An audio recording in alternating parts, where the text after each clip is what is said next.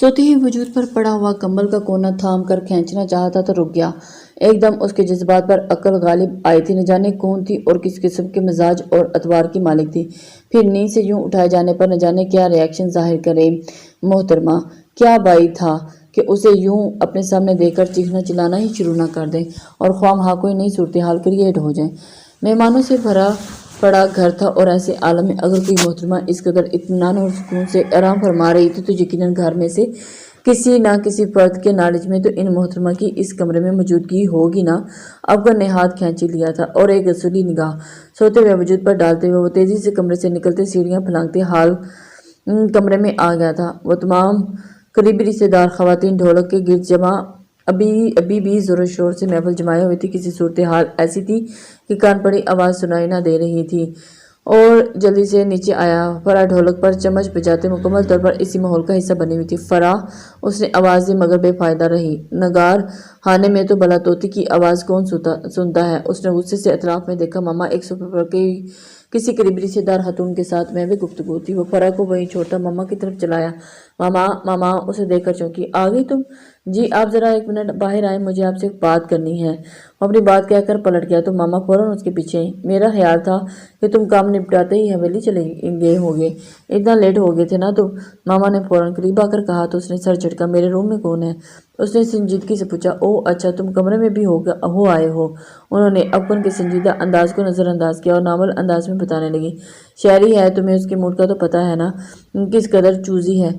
फराह का कमरा खाली न था। ऊपर से रक्षंदा की बेटियों ने खूब फैला रखा था और उसने बेतरतीबी कमरे में रहने का से इनकार कर दिया। तुम्हारा कमरा साफ सुथरा अच्छी हालत में और हाली भी था तो मैंने उसे वहाँ ठहरा दिया। बच्ची थकी हुई थी, खाना खाते ही सोगी। फिर मुझे ये था कि तुम सीधी हवेली ही चले जाओगे, इधर नहीं आओगे। शरीने के जिक्र पर अफगन का गुस्सा एकदम सवा नेज़े पर आया था। हद होती है, घर में इतने कमरे हैं, किसी भी कमरे में ठहरा देती, लेकिन नहीं, ले दे के मेरा ही कमरा दे दिया।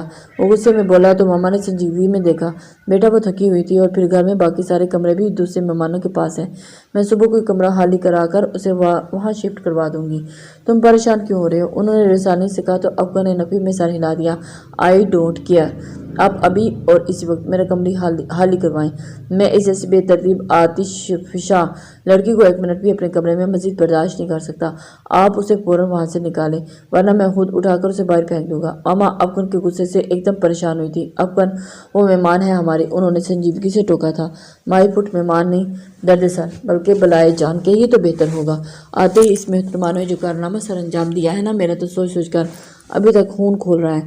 ये सब चचा जान और खाला जान की बेजा डील का नतीजा है। इसलिए इंसानी जिंदगी इस कदर अर्जा है कि अपने थ्रिल के नाम पर जिसे मर्जी रोंद कर गुजर जाए। मुझे शदीद नफरत ऐसे लोगों से। वो फट पड़ा था।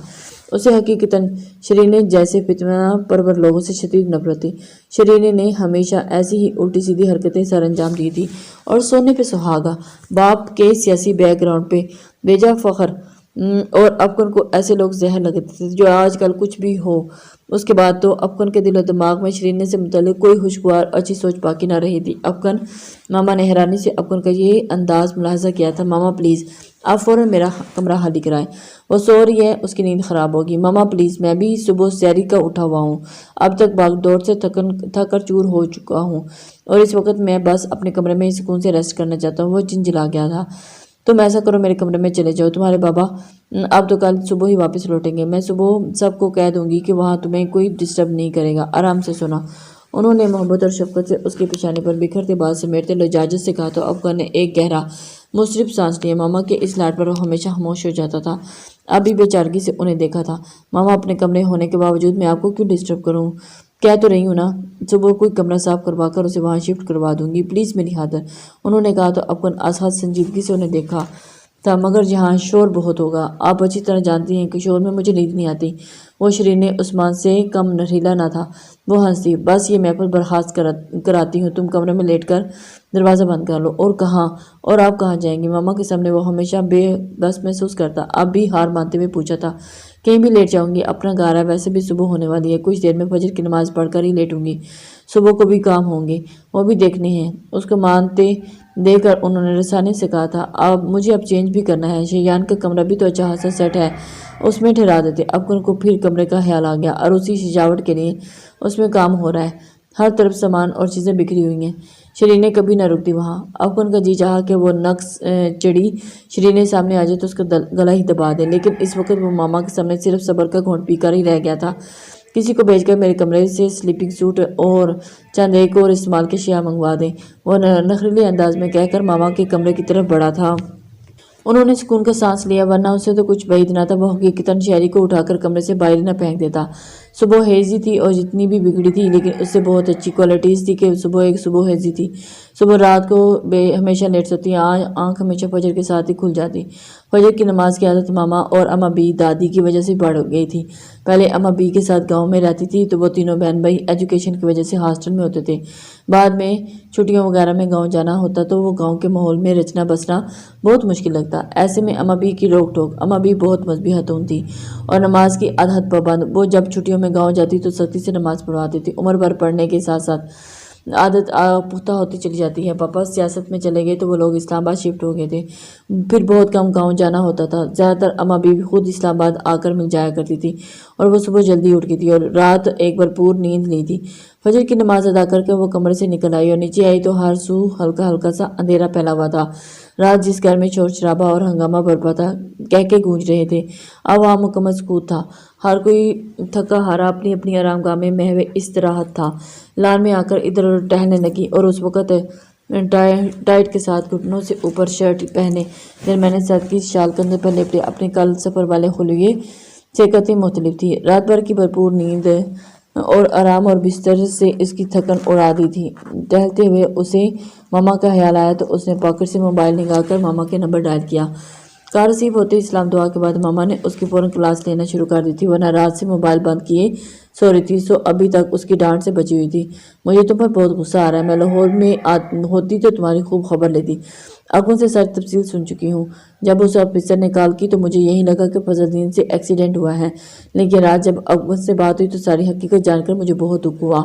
مجھے تمہارے پاپا ملک سے باہر ہیں، ان کی غیر موجودگی میں تم سے ایسے مسئلے کریٹ ہو رہی ہو تو ابھی کوئی اطلاع بھی نہیں دی، لیکن ابھی جب انہیں تمہارے اس تازہ کارنامے کی خبر ملے گی نا تو سب سے زیادہ مجھ پر خفا ہوں گے۔ میں نے تمہیں بائی روڈ جانے کی پرمیشن دی ہی کیوں تھی؟ ماما تو سخت سے سخت غصے میں تھی، شروع ہوتی تو کہتی چلی گئی تھی۔ وہ کان دبائے شرافت سے ان کی جھاڑ سن رہی تھی۔ آئی ایم سوری ماما، اس نے بہت ہی توقف کرنے کے بعد فوراً کہا تو دوسری طرف سے اس کا غصہ مزید بڑھا۔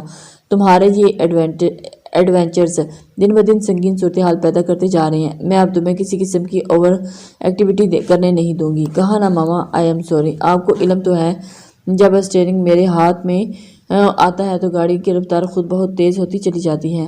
اب جان بوجھ کر تو گاڑی ماری میں نے، اس نے انتہائی معصومیت سے کہا تو دوسری طرف ماما کو شدید تپ چڑھ گئی تھی۔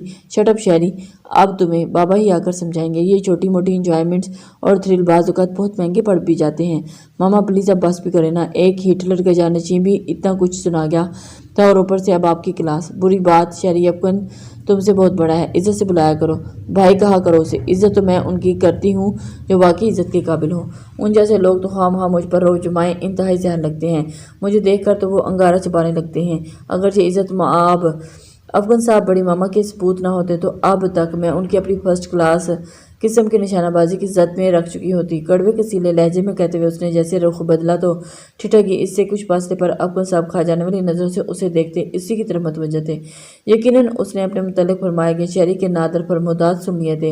وہ مسلسل کینہ توز نظروں سے گھور رہا تھا۔ شیرینیں بجائے شرمندہ ہونے کے ڈٹھائی سے مسکرائی تھی۔ اوکے ماما، پھر بات ہوگی، بائے۔ اس نے کال بند کی اور موبائل واپس پاکٹ میں ڈالتے پھر مسکرا کر افغان کو دیکھا تھا۔ ہائی گڈ مارننگ، اس نے جان بوجھ کر افغان کو مخاطب کیا تھا۔ وہ جاگنگ سوٹ میں ملبوس کچھ پل پہلے ہی کمرے سے نکلا تھا اور اس کا ارادہ لان میں کچھ دیر ایکسرسائز کرنے کا تھا، لیکن شیرینی کو دیکھ کر ٹھٹک گیا تھا اور پھر اس کے یہ نادر نیاب فرمودات سن کر اس کا غصہ ایک دم سوا نیزے پر پہنچا تھا۔ شٹ اپ، وہ انتہائی درست لہجے میں کہہ کر اسے گھور کر دیکھتے ہوئے واپس پلٹا تھا اور لمبے لمبے قدم اٹھاتا اندر چلا گیا۔ شیرینی نے ملحوظ ہوتی نگاہوں سے اسے جاتے دیکھا تھا اور کندھے اچکا کر پھر لان میں چہل قدمی کرنے لگی تھی۔ وہ اندر آئے تو سبھی سو رہے تھے، پھر رات جگہ کی پوری نیند کرنے کھا رہے تھے اور کچن میں آ گئی ملازمہ رات کے بکھرے برتن دھو رہی تھی اور ایک ملازمہ چوہے کے سامنے کھڑی تھی۔ آپ کچھ لیں گی بی بی صاحب؟ ملازمہ نے ڈرافٹ کیا تو اس نے اس بات میں گردن ہلا دی۔ بس چائے دے دو، اسٹرانگ سی ہو۔ وہ وہیں کھڑی رہی تھی۔ ملازمہ نے فوراً چائے کا برتن رکھا تھا۔ नाश्ता भी बना दूं? नहीं अभी नहीं, जब सब करेंगे तो भी मैं भी करूंगी। इस वक्त तो बस चाय की तलब हो रही है। मुलाजमा ने उसे चाय पेश कर दी। वो मग थामकर लाउंज में आई तो अपने कमरे से निकलकर आंखें मलती फराह इधर ही चली आई। उठ गई तुम? फराह उसे जागते वो भी चाय के मग के साथ देखकर हैरान हुई थी। तुम जानती हो मैं शुरू से ही सुबह हूँ। और हाँ, बस यही एक आदत है तुम्हारे अंदर, वरना। उसके साथ ही सोफे पर बैठ गई थी। शरीने ने उसे घूरा था। व्हाट डू यू मीन वरना? मजाक कर रही थी यार, फराह ने हंसकर कहा था। शरीने ने सर झटका। मेरे अंदर और भी बहुत सी अच्छी अच्छी क्वालिटीज है, और ये क्वालिटीज सिर्फ वही लोग जानते हैं जो मुझे बहुत अच्छे से जानते हैं। मसलन, फराह ने मजाक किया, वो लोग इज्जतमाब लोग हैं, जैसे कि मेरे पापा। चाय का घूंट भरते हुए उसने कहा, हाँ याद आया, चाचा जान कब तक आएंगे? और अपाक भाई और टीपू कब तक पहुंच रहे हैं? टीपू और अपाक उसके भाई थे, और अपाक शयान और टीपू असद के हम उम्र थे। अपाक तलीम के घर से अमेरिका में होता था और टीपू इस्लामाबाद में ही ज़ेर तलीम था। टीपू ने मामा और पापा के साथ ही शादी में शिरकत करनी थी, जबकि अपाक भाई का अभी कंफर्म नहीं। पापा कल वापस आएंगे, यहाँ उनको ऑफिस के कुछ काम है और वो निपटा कर हो सकता है शादी वाले दिन ही पहुंच पाए। मामा कह रही थी कि अगर पापा लेट हो गए तो टीपू के साथ ही एक दिन पहले ज़रूर शिरकत करेंगी। उसने तफसीलन बताया था। ये तो जाती हुई घर की शादी है और ये लोग ऐन शादी वाले दिन पहुंचेंगे। यार, इन लोगों की मसरूफियात ही कुछ ऐसी हैं, घर की तकरीबात में बहुत मुश्किल टाइम निकाल पाते हैं मामा पापा।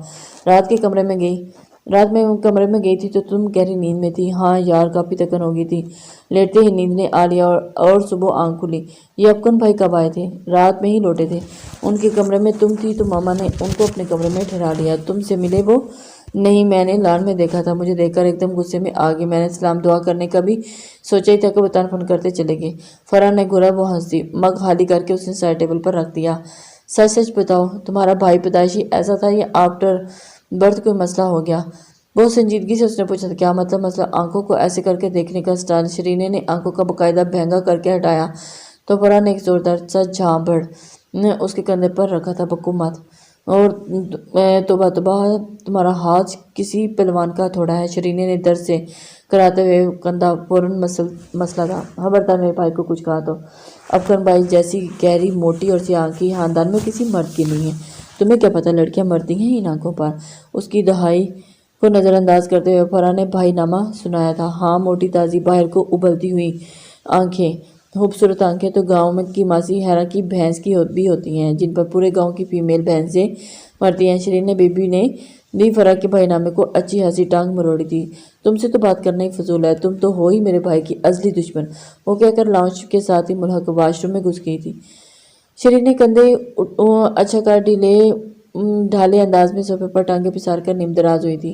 तुम्हारे हलाकू हान किस्म के भाई से दुश्मनी करके मुझे क्या मिल जाना है? बल्कि यूँ कहो, तुम्हारा वो खड़ूस टाप भाई मुझसे जलता है। और उसने ऊंची आवाज़ में कहा था कि ताकि बाथरूम में मौजूद फराह भी सुन ले। मेरी जहानत से, मेरी खूबसूरती से और मेरे मजबूत पैक से उसने मजीद जलने की वजाहत की थी। फराह ने बाथरूम का दरवाज़ा खोलकर उसके वो मुंह धो रही थी। साबन मुंह पर लगा हुआ था, वह मुश्किल आंखें खुल पाई थी।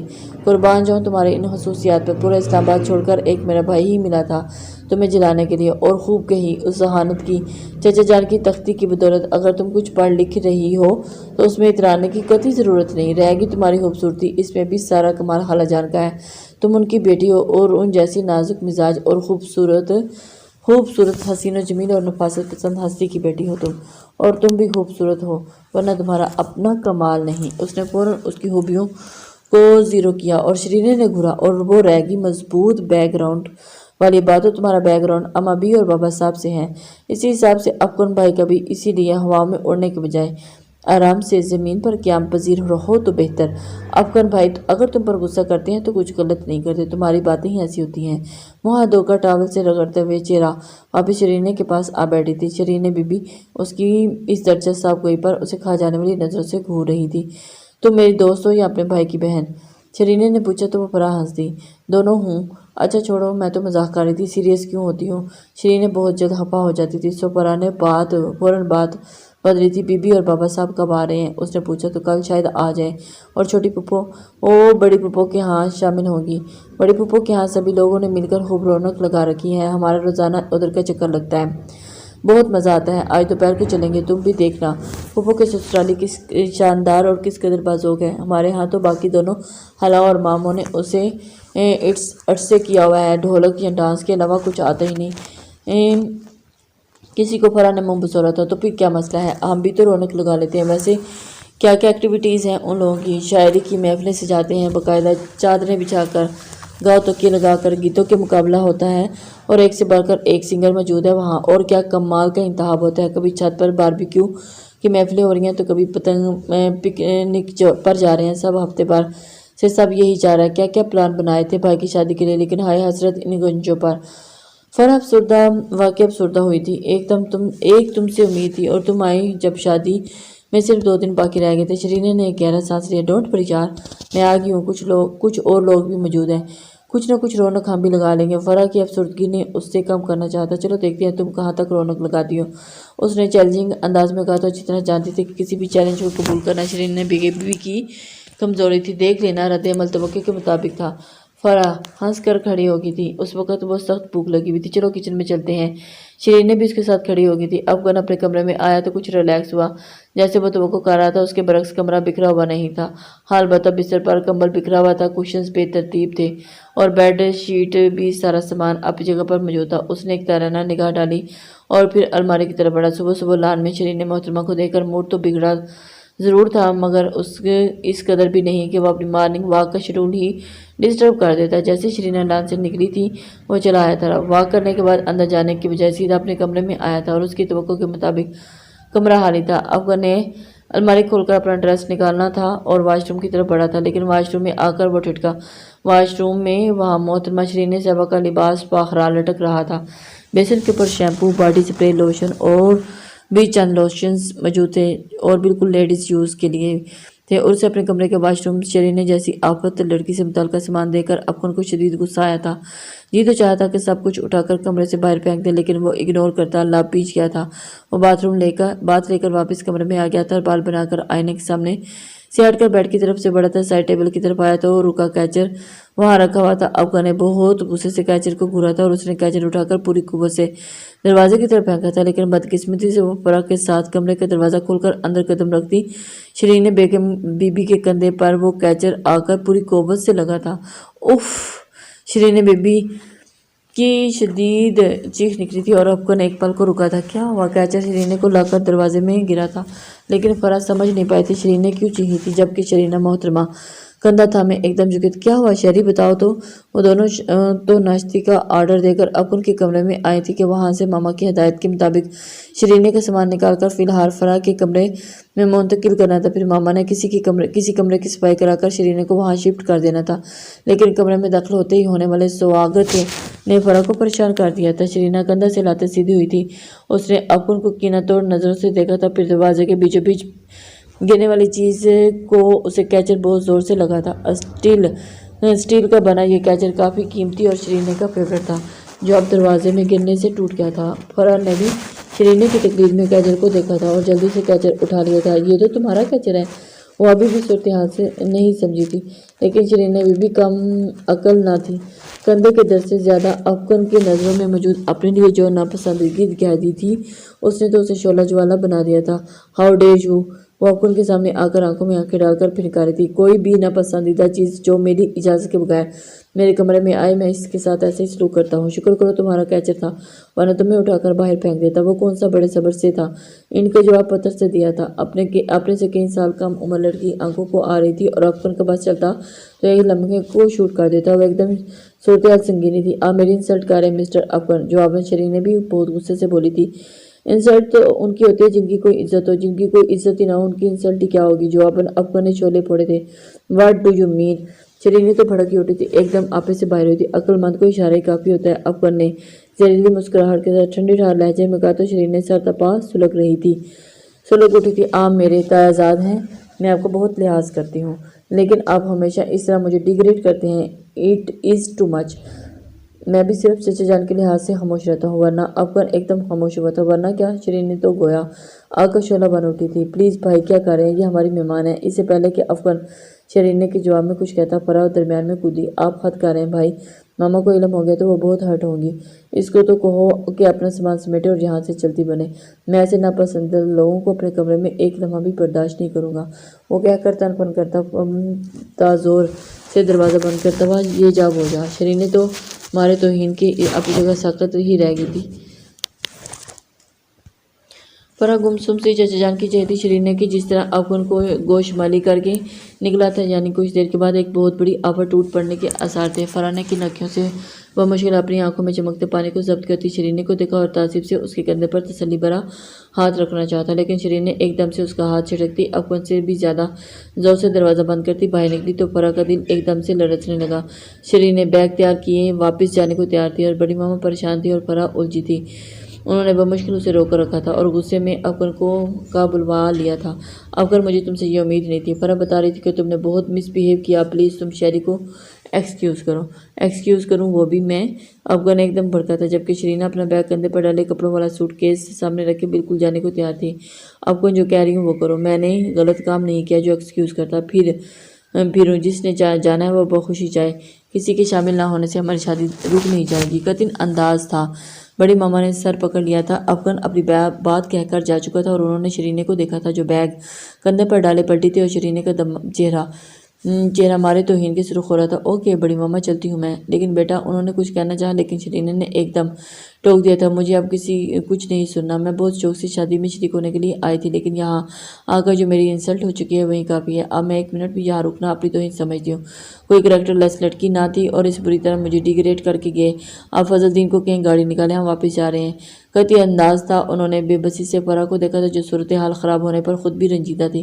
کیا ہو رہا ہے یہ سب؟ اشفاق صاحب گزشتہ رات بزنس سیمینار اٹینڈ کرنے گئے تھے اور ابھی لوٹے تھے لیکن لاؤنج میں موجود افراد کو دیکھ کر وہیں رک گئے تھے۔ اس کا خیال تھا کہ شرین نے بیٹی مل کر کمرے میں جائیں گے لیکن اندر صورتحال چکا دیا تھا۔ بڑی ماما اور فرح نے پلٹ کر دیکھا۔ بڑی ماما تو چور کو دیکھ کر ایک دم سٹپٹا گئی تھی جبکہ فرح کا چہرہ باپ کو دیکھ کر کھل اٹھا تھا۔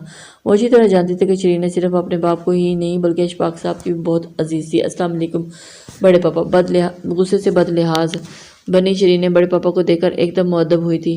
باپ کے بعد اسے تایا سے بھی خصوصی پیار تھا، بلکہ اسے پیار تو سب لوگ ہی کرتے تھے ماں سوائے افغان کی نفرت کے۔ وعلیکم السلام۔ بڑے پاپا نے اس کے سر پر ہاتھ رکھ کر محبت سے ساتھ لگایا تھا۔ میرے بیٹا ٹھیک ہے نا؟ شرین نے اس بات میں سر ہلایا تھا۔ ابھی کہاں جانے کی بات ہو رہی تھی؟ یقیناً انہوں نے شرین کی مکمل بات سنی نہیں تھی جبھی دریافت کر رہے تھے۔ پاپا شیری واپس جا رہی ہیں؟ فرح فوراً بولی تھی۔ کیوں بھائی؟ ابھی انہوں نے حیرت سے شرین کو دیکھا تھا جسے پھر سے اپنی توہین یاد آئی تھی۔ کوئی بھی کمرہ خالی نہ تھا۔ ماما کا خیال تھا کہ افغان بھائی رات کو کمرے میں نہیں آئیں گے۔ انہوں نے شیری کو ان کے کمرے میں ٹھہرا دیا تھا۔ رات گئے تو لوٹے تو ماما ان کے کمرے میں ٹھہرا لیا، لیکن صبح دیر سے پہلے ہی شیری اور میں ان کے کمرے میں شیری کا سامان لینے گئی تو انہوں نے شیری کو بہت ڈانٹا۔ فرح کیسٹ کی طرح شروع ہو گئی تھی۔ باپ کے چہرے کے زاویے بدلتے گئے۔ بیگم کو دیکھا جو پشیمان سے کھڑی تھی۔ ڈانٹا نہیں بلکہ میری انسلٹ کی ہے۔ انہوں نے اتنا برا بھلا کہا کہ اسے ٹریٹ کرتے ہو مجھے بھی خدا نخواستہ میں بہت غلط لڑکی ہوں۔ اول تو میں کہیں آتی جاتی نہیں اور وہ اگر بائی چانس کبھی ان کے سامنا ہو جائے تو ہر بار ان کا رویہ ایسے ہی حیرت انگیز ہوتا ہے۔ شرینی کی آواز کہتے ہی رن گئی تھی۔ وہ کمزور لڑکی نہ تھی لیکن بڑے پاپا کے سامنے وہ ایموشنل سی ہو گئی تھی۔ انہوں نے سنجیدگی سے ساری گفتگو سنی تھی۔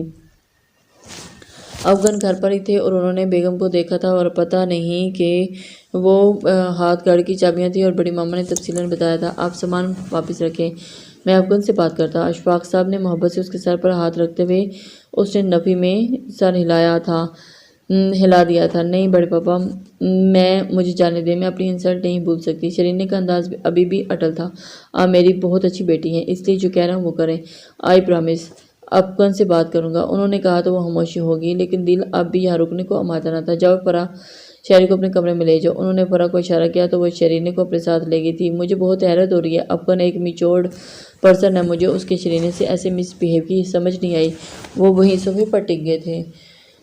حیرت تو مجھے بھی ہو رہی ہے، افغان تو بہت سمجھدار ہے، نہ جانے ایسے کیوں کیا۔ اور شرین بھی لاڈلی ہے، ذرا بھی برداشت نہیں کر سکی۔ فرح بھی موجود تھی، بتا رہی تھی کہ ساری غلطی افغان کی ہے۔ میں کمرے میں چلتا ہوں، اسے میرے پاس بھیجیں، میں بات کرتا ہوں۔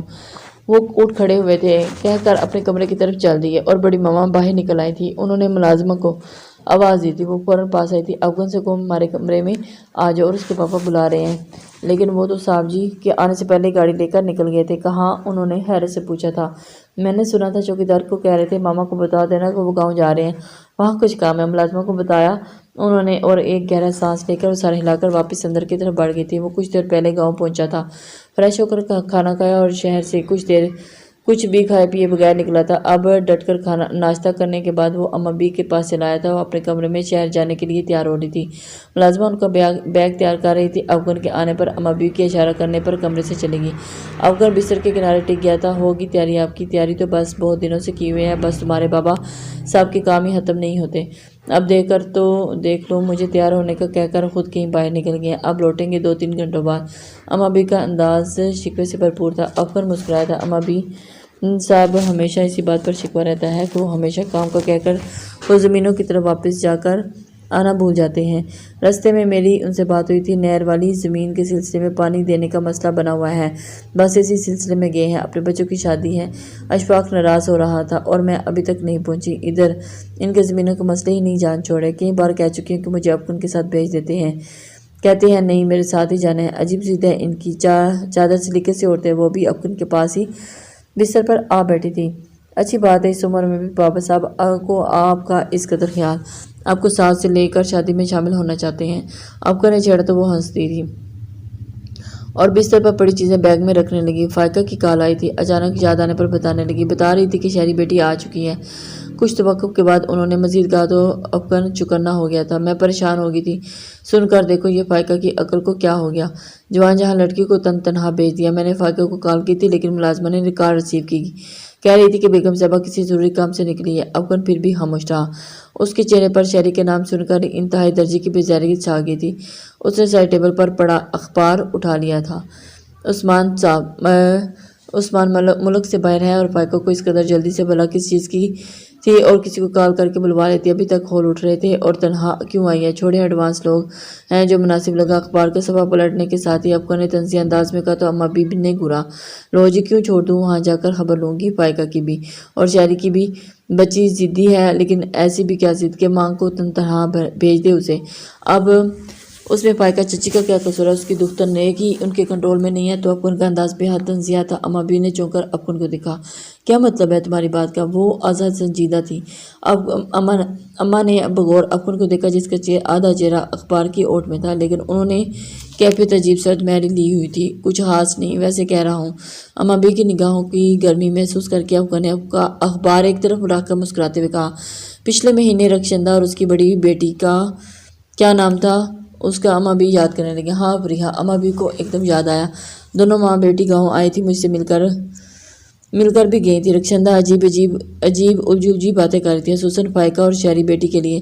تب سے میرے دل میں عجیب سے وسوسے آ رہے ہیں۔ وہ پریشان ہو چکی تھی۔ افغان نے ایک گہرا سانس لیتے اخبار ایک طرف ڈال دیا۔ وہ اچھی طرح جانتا تھا تب رخشندہ حالہ نے کیا کہا تھا۔ اتفاقاً اس دن جب رخشندہ حالہ اما بی سے شرینے سے متعلق باتیں کر رہی تھی، افغان اس وقت عقبی کمرے میں موجود تھا جہاں اما بی کے کمرے میں ہونے والی تمام گفتگو لفظ بہ لفظ افغان کے کانوں تک پہنچی تھی۔ افغان بھی اس 2 دن کی گفتگو سننے کے بعد شرین محترمہ سے مزید بازدن ہو چکا تھا۔ وہ ضدی تو شروع سے ہی تھی، اس حد تک بگڑ چکی ہوگی قطعاً اندازہ نہ تھا۔ افغان کے دل میں اس کے لیے رہی سی مروت بھی ختم ہو گئی تھی، اور پھر جب کل ٹریفک پولیس کے درمیان اسے دیکھ کر افغان کا دماغ گھوما تھا۔ ایک پل کو تو اس کا دل کیا تھا کہ ایک پل لگائے اور اس چٹاک پر لڑکی کا چہرہ تھپڑوں سے لال کر دے، لیکن بڑے ضبط سے اس کی بدتمیزی جھل گئی تھی۔ لیکن جب اسے اپنے کمرے میں دیکھا پھر ضبط نہیں ہوا۔ اما بھی کچھ ہوتا تو وہ لوگ باتیں بناتے نا، رخشندہ بے حالہ تو ان کی بیٹی نے کچھ دیکھا ہوگا تو وہ کچھ کہہ رہی ہوں گی نا۔ اما بیگ نے سنجیدگی سے کہا، بیٹا رخشندہ پر تو کوا بنانے کی عادت ہے، شروع سے ہی ہدایت دے میری فائقہ سے تو اسے شروع سے ہی خدا واسطے کا ویر ہے، بچپن سے جوانی اور پھر شادی کے بعد فائقہ کا مقابلہ کیا ہے اس نے۔ سارا خاندان رخشندہ کی عادت سے باخبر ہے اور کیسے وہ رائے کا پہاڑ بنانے میں ملکہ رکھتی ہے۔ میری شہری ضدی ضرور ہے لیکن کردار کی ہلکی نہیں، نہ بچے میرا دل نہیں مانتا۔ اما نے پرزور تائید کرتے ہوئے نفی میں سر ہلایا تھا۔ افغان طنزیہ مسکرایا تھا، شرین محترمہ حد سے زیادہ ماڈرن اور لبرل ہے، اس بات سے تو کوئی بھی انکار ہی نہیں۔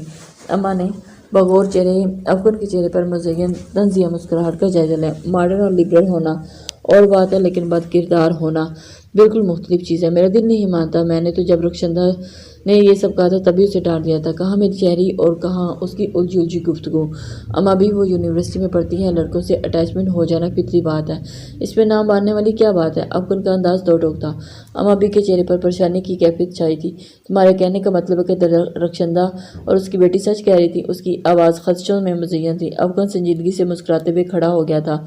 ان کو شہری سے ایسی خاص پرخاش نہیں ہوگی کہ خواہ وہاں کسی کے خلاف جھوٹ کرتی پھرے، وہ کہہ کر مڑا تھا۔ اما بی نے چہرے پر عجیب سی کیفیت لیے اسے دیکھا تھا۔ افغان کا انداز بہت سنجیدہ تھا، دو ٹوک اور پراسرار سا۔ اما بی کے دل میں عجیب سا وہم جاگا تھا۔ میں باہر واپس آپ کو دیکھ لوں، وہ کہہ کر کمرے سے نکل گیا تھا اور اما بی چہرے پر پرسوچ کیفیت لے کر اسے خاموش جاتا دیکھتی رہ گئی تھی۔ فرح کے کمرے میں خالہ رخشندہ کی بیٹیوں کا کہیں اور انتظام کر دیا گیا تھا۔ شہری فرح کے کمرے میں بستر پر بیٹھی آنسو بہا رہی تھی اور فرح مسلسل اس کی دلجوئی میں مصروف تھی۔ اچھا بس کرو، بابا نے کہا نا افغان بھائی کو دیکھ لیں گے، سو بی کول۔ بات مت کرو تم مجھ سے، اتنی انسلٹ کے بعد کون کول ہوتا ہے؟ میرا دل کہہ رہا ہے کہ تمہارا یہ ہلاکو خان بھائی میرے سامنے آ جائے نا تو میں اسے شوٹ کر دوں۔ اپنا چہرہ ٹیشو سے صاف کرتے ہوئے شرینے نے بنا کر کہا تھا۔ اچھا سوری یار، اس کی طرف سے میں معذرت کرتی ہوں نا۔ شرینے نے فرح کو دیکھا، وہ پریشان سی صورت لیے اس کا ہاتھ تھامے مسلسل منتوں پر آمادہ تھی، لیکن وہ بے قصور تھی۔ اوکے، لیکن اپنے بھائی کو سمجھا دینا کہ میں اس کی زر خرید نہیں ہوں۔ اگر وہ آئندہ میرے ساتھ ایسا مس بہیو کرے گا تو پھر مجھ سے برا کوئی نہیں ہوگا۔ وہ اسے وارن کر کے غصے میں اٹھ کر واش روم کی طرف گھس گئی تھی۔ فرح نے ایک گہرا سانس لیکن پرسکون سانس فضا میں خارج کیا تھا، تبھی دروازہ ناک ہوا۔ فرح نے پلٹ کر دیکھا تو فریحہ موجود تھی۔ ہیلو، فرح نے جبراً مسکرا کر اسے ویلکم کہنے کے سر ہلا دیا تھا۔ فریحہ حد سے زیادہ باتونی اور چرب زبان لڑکی تھی۔ اس کی بنسبت اس کی باقی دونوں بہنیں ماریا اور خوریا کافی سلجھی ہوئی تھی اور ملنسار بھی تھی۔ پچھلے 2 دنوں سے یہ تینوں بہنیں اس کے کمرے میں موجود تھیں اور فرح سر سے پاؤں تک فریحہ بی بی کو بناوٹی محبتوں سے بیزار ہو چکی تھی۔ شرینے کدھر ہے؟ وہ اس کے پاس سے ہی بستر پر آ کر بیٹھ گئی تھی۔ واش روم میں ہے، اس نے واش روم کی طرف اشارہ کیا تھا۔ تبھی شرینے منہ ہاتھ دھو کر کمرے میں آئی تھی اور فریحہ کو دیکھ کر اس کے چہرے کے زاویے پھر تن گئے تھے۔ فریحہ اس کی یونیورسٹی میں زیر تعلیم تھی، دونوں بظاہر کوئی چپکلش نہ تھی، لیکن نہ جانے کیوں وہ فریحہ سے کبھی بھی گل مل نہ سکی تھی۔ فریحہ اس سے بہت محبت جتاتی تھی لیکن وہ اسے دور بھاگتی تھی۔ ارے شرینے، تم تو یہاں آ کر غائب ہی ہو گئی تھی رات سے۔ یہاں کتنا پو چکی ہوں لیکن تم کی نظر ہی نہیں آ رہی۔ میری طبیعت ٹھیک نہیں تھی، آرام کر رہی تھی۔ وہ ٹاول سے چہرہ صاف کرتی ہوئی بستر کے کنارے ٹکی تھی۔ فریحہ نے اسے بغور دیکھا۔ ارے تم روئی ہو کیا؟ شرینے کی آنکھوں کی لالی اور سوجے پپوٹوں نے فوراً فریحہ کی توجہ کھینچ لی۔ شرینے نے فرح کو دیکھا۔ نہیں بھی، چیری کو آئز انفیکشن ہو گیا ہے۔ اوہ، زیادہ مسئلہ تو نہیں ہوا؟ کوئی ڈراپس وغیرہ یوز کیے؟ اس کا انداز متفکر تھا۔ ہاں، شیری نے آئز ڈراپس یوز کیے ہیں، فرح کہہ کر کھڑی ہو گئی تھی۔ شیری ناشتہ کر لیں؟ شرینے نے نفی میں سر ہلا دیا تھا۔ پلیز، مجھے سخت بھوک لگی ہوئی ہے، صبح سے پیٹ میں چوہوں کا میچ ہو رہا ہے، میں کچھ لاتی ہوں، پھر مل کر کھاتے ہیں، وہ کہہ کر چلی گئی تھی۔ اور پھر شرینے بی بی ایک گہرا سانس لیتی باتونی اور چرب زبان فریحہ کی باتیں سننے کے لیے تنہا رہ گئی۔ فرح کے ساتھ مارکیٹ آئی تھی، اسد ساتھ تھا اور فریحہ بھی کان کھانے کو موجود تھی۔ ماما نے اس کے لیے بطور خاص طور پر اسلام آباد سے اپنے اچھے سے بوتیک سے بہت زبردست ڈریس ڈیزائن کرائے تھے، لیکن اب فرح نے اسے شاپنگ کے لیے کہا تو وہ فوراً آ جانے پر آمادہ ہو گئی تھی۔ فریحہ ہر دوسری تیسری چیز کو دیکھ کر رک جانے کے لیے لگ جاتی۔ مجبوراً فرح اور اسد کو رکنا پڑتا اور شہری انجوائمنٹ تھا۔ شاپنگ کا ایسا کوئی خاص تجربہ نہ تھا، ساری فیملی کی شاپنگ ماما خود کرتی تھی۔ پاپا جب کسی جگہ دورے پر جاتے تو ساری پیکنگ کے لیے اچھے تحائف لے کر آتے تھے۔ شرینے کی ڈریسنگ سے لے کر ہر چیز نہایت ہی اعلیٰ کوالٹی کی ہوتی تھی، وہ سب کی لاڈلی تھی تو سبھی کا خیال رکھتے تھے۔ اسٹڈی میں بھی بزی رہنے کی وجہ سے ذاتی طور پر شاپنگ کا اتفاق بہت کم ہوا تھا۔ آج وہ مطمئن ہو کر ہر چیز کو دیکھ رہی تھی۔ مارکیٹ سے انہوں نے کچھ چیزیں لی تھی، مہندی کے لیے آرائش وغیرہ، کچھ سامان درکار تھا۔ اسد کو ان کی شاپنگ مال چھوڑ کر خود سامان دیکھنے گیا تو وہ لوگ شاپنگ مال میں ایک شاپ میں جویلری کی اشیاء دیکھ رہی تھی۔ جب گلاس وال کے باہر دیکھتی فریحہ نے فرح کو کونے ماری۔ وہ دیکھو، فریحہ نے آنکھوں کے باہر اشارہ کرتے ہوئے فرح کو 7 رنگز دکھاتی۔ شرینے کو باہر دیکھا، وہاں کوئی لڑکا کھڑا تھا۔ فریحہ نے سوالیہ نظروں سے یہ لڑکا مارکیٹ سے ہمیں فالو کر رہا ہے، اسد کی وجہ سے دور دیکھ رہا تھا اور اسے پا نہ سکا۔ اور فرح نے الجھ کر دیکھا، تمہیں کوئی غلط فہمی ہوگی ہے۔ فرح نے لڑکے کو دیکھا جو ان کی طرف دیکھ ہی رہا تھا، ان لوگوں کی طرف متوجہ پا کر بڑے سٹائل سے مسکرا کر باہر کی طرف دیکھنے لگ گیا۔ جس طرح وہ دیکھ کر مسکرایا تھا، اس کا تو مطلب یہ ہے کہ مجھے کوئی غلط فہمی نہیں ہے۔ فریحہ پورے اعتماد تھی۔ فرح نے شرینے کو دیکھا، اس نے بے پرواہی سے کندھے جھکائے تھے۔ ہاؤ کیئر، اگنور اٹ یار۔ وہ کہہ کر پھر جوری کی طرف متوجہ ہو گئی تھی۔ فریحہ اور فرا بدستور سامنے کی طرف متوجہ تھی۔ یہ رنگ کیسی ہے؟ شرینے نے ہاتھ کی انگلی میں رنگ پہن کر ہاتھ فرا کے سامنے کیا تو وہ سر چھٹکتی شرینے کی طرف متوجہ ہوگی۔ وہ جوری لے کر باہر نکلی تو وہ لڑکا ایک دفعہ پھر ان کے پیچھے ہو لیا۔ وہ لڑکا پھر پیچھے آ رہا تھا۔ نوٹ تو تینوں نے ہی کیا تھا لیکن بولی فریحہ ہی تھی۔ Don't worry I can handle it. شرینے ابھی بھی پرسکون تھی جبکہ فرا کے چہرے پر ہلکی سی پریشانی چھائی تھی۔ کوئی ضرورت نہیں ایسے آوارہ لوگوں کو منہ لگنے کی۔ اس نے تو ٹوکا تو شرینے نے اسے گھورا۔ ہم کیوں ایسے گھٹیا لوگوں کو برداشت کریں؟ مجھے ایسے لوگوں کو ڈیل کرنا بہت اچھی طرح آتا ہے۔ جسٹ اے منٹ، وہ کہہ کر پلٹی تھی۔ شہری رکو تو۔ فرا پکارتی رہ گئی تھی جبکہ شرینے دوسرے لمحے اس لڑکی کے سامنے جا کھڑی ہوئی تھی۔ What the problem with you? وہ دیکھے نکوش لیے لڑکی سے مخاطب تھی۔ فرا اور فریحہ بھی فوراً ان کے پاس آئی تھی۔ لڑکا کوئی 20 سال کے لگ بھگ تھا۔ ڈریسنگ سے کسی ایلیٹ فیملی کا لگتا تھا۔ لمبے بال، اسٹائلش سا ہاتھ، ہلکی داڑھی اور ہاتھ میں جھولتا ہوا چین۔ شرینے نے اسے سر تک پاؤں دے کر اس کے چہرے کو فوکس کیا تھا۔ وہ لڑکا ڈرے سہمے بغیر مسکرایا تھا۔ You are so pretty, well you give me your time. لڑکے کا انداز بڑا واہیات تھا اور آفر اس سے بھی زیادہ واہیات۔ شرینے کا دماغ ایک دم گم۔ شٹ اپ، اس نے کھینچ کر لڑکے کو تھپڑ مارا تھا۔ لڑکا ایسی صورتحال کے لیے تیار نہ تھا۔